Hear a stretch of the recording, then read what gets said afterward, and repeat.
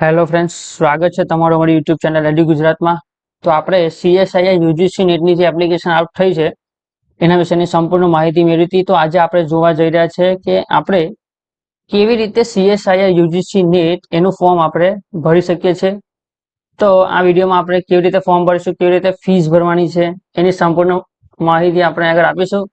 તો તમામ વિદ્યાર્થીઓ જેને CSIR નેટનું ફોર્મ ભરવાનું છે એ તમામ આખો વિડીયો જોયો તો એમને ખબર પડી છે. સૌપ્રથમ તો આપણે ગૂગલ પર જે CSIR નેટ સર્ચ કરીશું આગળ, તો અહીં આગળ આવશે અને આપણે એન્ટર દબાઈશું તો આ રીતનું એક આવી જશે. એમાં CSIR net national testing agency એના પર ક્લિક કરીશું, જેથી તમને આ રીતનું એક પેજ ખોલવા જશે જે નેશનલ ટેસ્ટિંગ એજન્સીનું છે.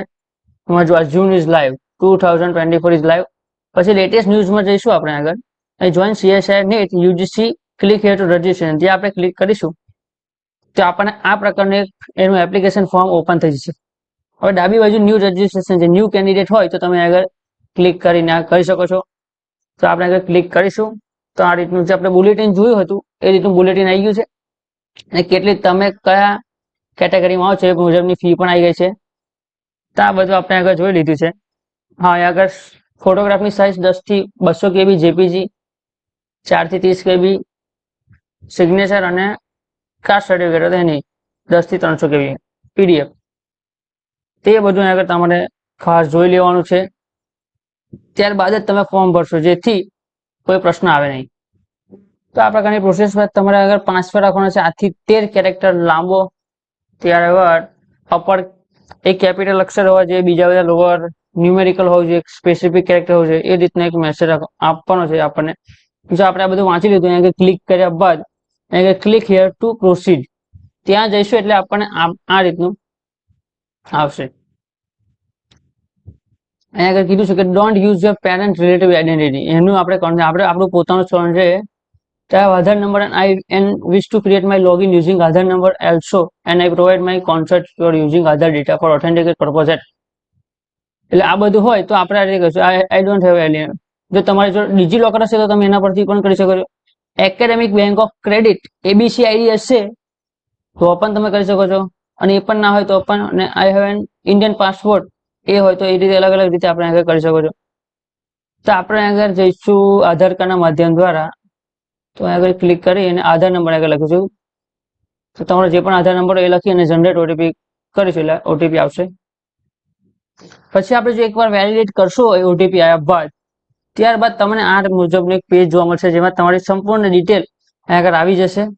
ત્યારબાદ તમારે આગળ ફોર્મ ભરવાનું રહેશે કે તમારું નામ છે, તમારા ફાધર નામ, મધર નેમ, બર્થ ડેટ છે, ઈમેલ એડ્રેસ, કઈ કન્ફર્મ કોણ છે ઈમેલ એડ્રેસ, જેન્ડર છે, mobile number, confirm mobile number. તમારો જે મોબાઈલ તમે યુઝ કરતા હોય એ જ મોબાઈલ આગળ તમે યુઝ કરી શકશો, જેથી તમામ પ્રકારની માહિતી તમને એ તમારા ચાલુ નંબર પર મળી શકે. ત્યારબાદ તમારો અલ્ટરનેટ બીજો કોઈ નંબર હોય તો એ આઈડેન્ટિકલ ટાઈપ છે આગળ, તો એમાં શું તમે આપશો, water ID, banking, passport, PAN card, whatever જે બી તમારી પાસે હોય એનો નંબર આગળ નોટ કરવાનો છે. ત્યારબાદ પ્રીમાઇસીસ પ્રેઝન્ટ એડ્રેસ આગળ તમારે કોણ છે, કન્ટ્રી, સ્ટેટ, ડિસ્ટ્રિક્ટ એ બધું. ત્યારબાદ પરમેનન્ટ અને સેમ પ્રેઝન્ટ એડ્રેસ એ રીતે તમારે આગળ એડ્રેસ લખ્યા બાદ આગળ પાસવર્ડ ચોઇસિંગનું આવશે. ત્યારબાદ તમે પિન કરીને સબમિટ કરી શકો છો. બરાબર છે. તો આટલી આગળ પ્રોસેસ કરવાની છે. ત્યારબાદ ફરી એક આવું એડિટ રજિસ્ટ્રેશન ફોર્મ આવશે. રજિસ્ટ્રેશન કર્યા બાદ ત્યારબાદ તમારે આવી રીતે જો તમારે બધી જ ડિટેલ સાચી હોય તો તમારે બધા પર આ રીતે ગ્રીન ટીક કરી અને ત્યારબાદ આગળ સબમિટ એન્ડ સેન્ડ OTP કરવાનું રહેશે. બરાબર છે. તમારા મેલ પર આવો OTP આવશે અને એને વેરીફાઈડ કરવાનો છે. એકવાર એપ્લિકેશન ડન થયા બાદ તમારા મેલ પર તમારો એપ્લિકેશન નંબર આવી જશે અને જે તમે પાસવર્ડ રાખ્યો છે એ, અને નીચે તમારે સિક્યુરિટી પિન જે આપ્યો છે એ કરીને લોગિન કરવાનું રહેશે. તમે એકવાર લોગિન થઈ જાઓ ત્યારબાદ આપણને આવી રીતે તમારું નામ અને તમારું રજિસ્ટ્રેશન કમ્પ્લીટ થઈ ગયું છે. હવે એપ્લિકેશન ફોર્મ આગળ ઇનકમ્પ્લીટ બતાવશે એટલે આપણે એપ્લિકેશન ફોર્મ ભરવું રહેશે. ત્યારબાદ ફી પેમેન્ટ કરીશું એટલે આપણે કમ્પ્લીટ એપ્લિકેશન ફોર્મ આગળ થઈ જશે. તો આપણે આગળ આવી જઈશું એપ્લિકેશન ફોર્મ પર. તમારા personal detail, contact detail, qualification detail, additional exam centre, document upload અને ફાઇનલ સબમિટ. એના બાદ તમારું એપ્લિકેશન આગળ ડન થશે. તો આપણે સૌપ્રથમ જઈશું આપણી પર્સનલ ડિટેલમાં.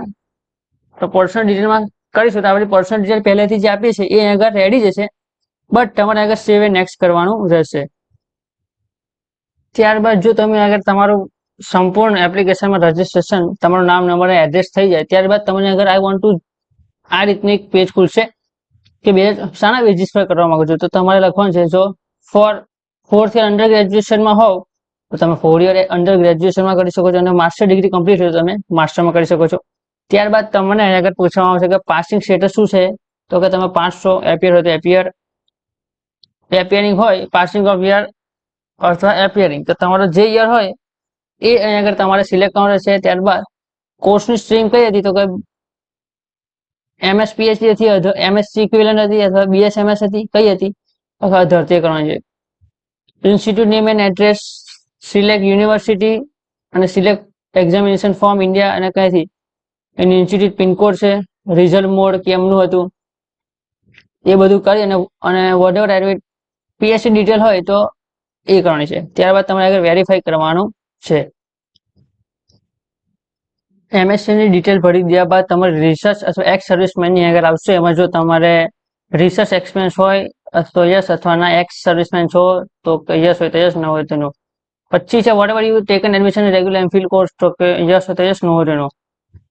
ત્યારબાદ whether you have complete master degree course of equivalent course,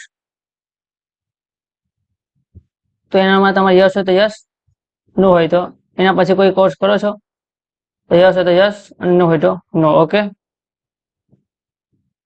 આગળ સ્પેશિયલાઇઝેશનમાં હોય તો નો, બીજું બધું નો કરીને ભાઈ તમે જો MPhil કરતા હોય તો યસ અને ના કરતા હોય તો નો. ત્યારબાદ તમને પૂછવાનું છે whether you have complete master degree, તો અહીંયા યસ કરી અને કમ્પ્લીટેડ, પછી university name, year of passing, chemistry organic department જે હોય, અને ત્યારબાદ કેપ્ચા કરી અને અહીંયા આગળ સેવ એન્ડ નેક્સ્ટ કરવાનું છે. ત્યાં આગળ ઓકે. ત્યારબાદ આગળ તમારે શામાં લેવું છે, તો કે એપ્લાય ફોર આસિસ્ટન્ટ પ્રોફેસર માટે કરવું છે. ઓકે, તો બધામાં થઈ જશે. જો આપણા બધામાં જ થશે, કારણ કે જો તમે એક પર ટીક કરશો તો તમારી એજ 30 થી વધારે હશે તો ઓનલી તમે આસિસ્ટન્ટ પ્રોફેસર અને PhD માટે જ એપ્લાય કરી શકો છો, GRF માટે કરી શકશો નહીં. પણ અત્યારે મારી એજ બિલો 30 છે, તો હું બધા માટે અહીંયા આગળ ટીક થઈ જશે મારું. ક્વેશ્ચન પેપર મીડિયમ આગળ પૂછશે તો તમે ઇંગ્લિશ અથવા હિન્દી કરી શકો છો.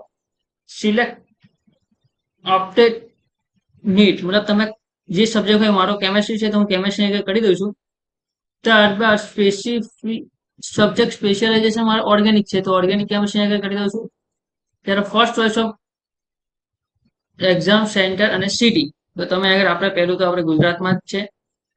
ગુજરાતમાં ક્યાં આગળ લેવું છે, તો કે આણંદ છે આગળ, તો આપણે આણંદ કરી દઈશું, મારું આણંદ નજીક છે મારે.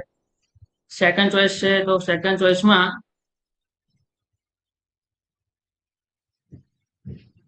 આગળ ટોટલ 4 ચોઇસીસ છે.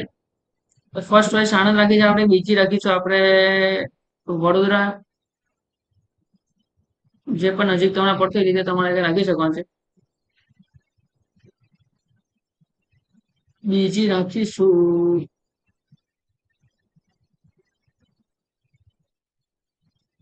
અમદાવાદ. ચાલો,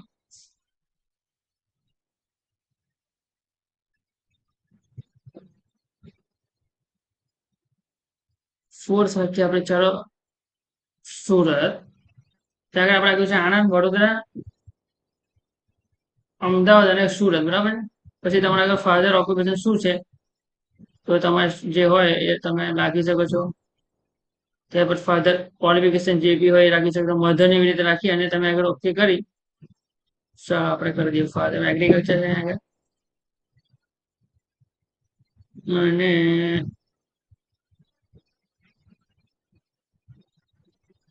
જે પણ હોય અધર કરી દઈશું આગળ. અહીંયા આગળ નોટ એપ્લિકેબલ કશું કરતા નહીં, કરે છે એ પણ અધર. અને આગળ તમારું જે કોડ છે એ કોડ તમે કરી અને આગળ એગ્રી કરી સેવ નેક્સ્ટ કરી શકો છો. ત્યારબાદ તમારે હવે આગળ ફોટો, સિગ્નેચર અને કેટેગરી સર્ટિફિકેટ મારું EWC છે તો આગળ સર્ટિફિકેટ જમા કરી અને ડન કરવાનું. ઓકે,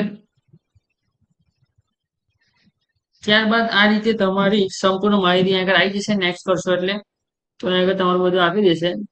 ત્યારબાદ પ્લીઝ વેરીફાઈ મોબાઈલ નંબર ત્યાં આગળ ક્લિક કરી અને મોબાઈલ નંબર વેરીફાઈ કરવાનો છે. ત્યાં આગળ વેરિફિકેશન આગળ તમે એક કેપ્ચા લખશો 8130 ઓટીપી કરશો એટલે ઓટીપી આવી જશે. ઓટીપી આગળ લખવાનો છે અને પાછું વેરિફિકેશન કોડ કરીને તમારે કન્ફર્મ કરવાનું છે. ઓકે, ત્યારબાદ તમારો મોબાઈલ નંબર જો રજીસ્ટર થઈ જશે વેરીફાઈડ, ત્યારબાદ તમારું ફાઇનલ સબમિશનનું આવી રીતે પેજ આવશે. ત્યારબાદ આવી રીતે ફાઇનલ સબમિટ કરશો, આવી રીતે બધું ટીક કરી દેવાનું છે. તમે બધું જોઈને કે મારી બધી ડિટેલ કન્ફર્મ છે ને ત્યારબાદ ફાઇનલ સબમિટ પર આગળ આવી રીતે ક્લિક કરવાનું છે. અહીં આગળ ફાઇનલ સબમિશન થઈ ગયું છે. હવે તમારે ફી પેમેન્ટ કરવાની છે તો અહીં આગળ પે નાવ કરશો એટલે તમારે એસબીઆઈ પે અથવા નથી કરવા માંગો તો એસબીઆઈ પે તે કરીશું એટલે આપને આવી રીતે આવી જશે. ક્રેડિટ કાર્ડ, યુપીઆઈ અથવા એમરજન્સી ગણતરી આપણે આગળ યુપીઆઈ કરીશું અને ક્યુઆર કોડ કરી અને આપણે પેમેન્ટ કરી દઈશું.